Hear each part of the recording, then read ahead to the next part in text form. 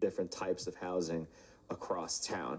I'm thinking of the scenario where I've got a house or a zone where we've got 20,000 square feet for a lot, and somebody subdivides it, builds two other houses, and now you've got neighborhoods that don't quite look exactly how they used to look. When we have a plentiful supply of starter homes, merely, maybe 4 or 5 blocks away from there. So what do you say to towns?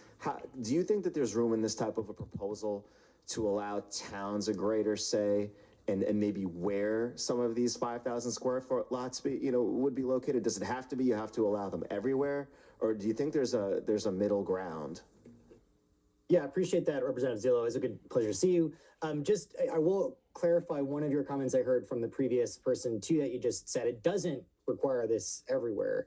It does hold it to where there is existing or planned water and sewer. To be honest, I'm not as familiar with East Haven as I should be. Maybe we can go get a beer or something.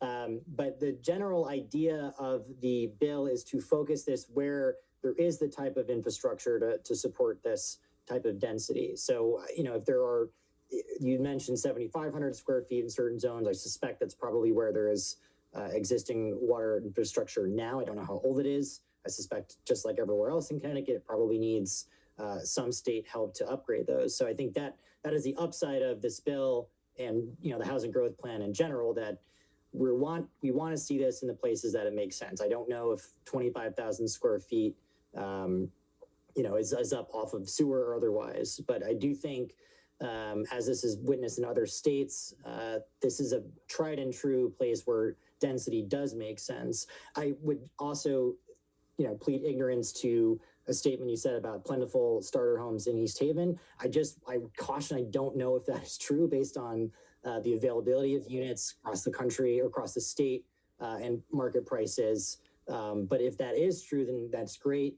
I don't think that impairs East Haven's ability to create more, but I do think this will create quite a bit more in places that don't have that. Thank you very much. You're always available offline, so I'll reserve the rest of my questions for you for offline. So thank you very much.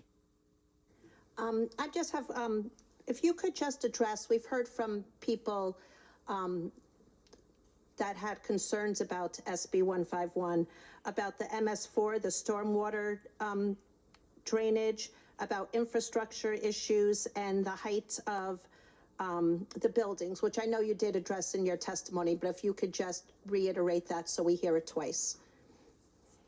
Yeah, sure. And I always put these types of concerns into two buckets. There are good faith concerns over capacity for water and sewer, for utilities, traffic. All those things are completely reasonable. Those are engineering or public policy questions that can be solved.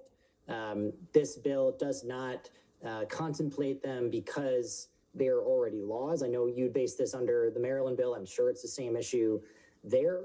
I guess, Maria from 169 had talked about a particular kind of county level oversight piece in Maryland that does not exist in Connecticut, but that exists locally or at the state level. So, stormwater is regulated in 113 communities for this MS4 program that requires stormwater management plans that then must inform local zoning. There are also additional local stormwater and runoff issues. There are existing conservation and wetlands protections and local, wetland commissions. This does not supersede any of those things. All that this does is shift the approval process from a special permit public hearing process to the administrative approval at the town side. So that town employee, zoning officer or otherwise, would still have to go through all of those checkpoints with the applicant to make sure there are utility hookups, is capacity in the water sewer. Just a sort of a common sense intuition about development, that a developer, even if they purchase the land with the expectation, or the person lives in a single family home and wants to subdivide to take advantage of this opportunity, there will be investigation of what is possible here. You're not going to get a loan. You're not going to get financing. You're not going to get in front of one of the utility companies without an understanding of what type of capacity exists there. And we know that this exists already in Connecticut because about 95% of Connecticut is zoned as of right for single family zoning. So in a world where there's a vacant lot and someone wants to build a single family home right now, they still have to adhere to whatever local regulations are in place for a single family home. Now, they don't have probably the same regulations as, some of the state things over 1 acre, but it's all to say these are existing systems that are in place.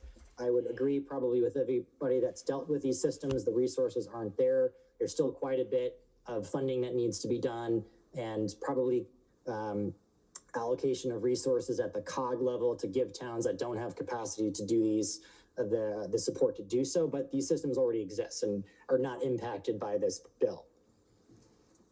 Thank you so much. Anybody else? All right, thank you, Peter. Next, we're going to go